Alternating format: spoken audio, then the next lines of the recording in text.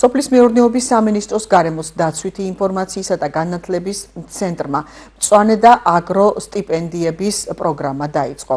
მისი მიზანი გარემოს დაცვითი და აგრარული დეფიციტური პროფესიების პოპულარიზაციაა. პროგრამა ამ მიმართულებით მაღალი აკადემიური მოსწრების, პროფესიული ბაკალავრიატისა და მაგისტრატურის სტუდენტების წახალისებას ითვალისწინებს. 64 სტიპენდიად სტუდენტს 10 უნივერსიტეტიდან და 12 პროფესიული სასწავლებლიდან 500-დან 1500 ლარის ოდენობით სტიპენდია გადაეცა. გარემოს დაცვითი და აგრარული პროფესიები შედის ქვეყნის დეფიციტურ პროფესიებში, რაც გავლენას ახდენს ორივე სექტორის განვითარებაზე.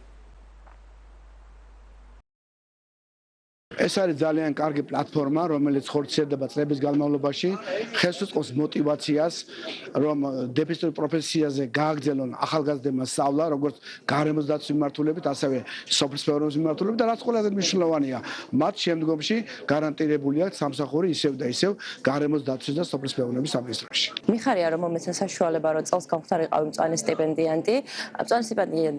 მწვანე სტიპენდიის ტრენინგმა მომცა დიდი გამოცდილება, რაც არის პირველ რიგში მოტივაცია ამ მიმართულებით სტუდენტებისათვის.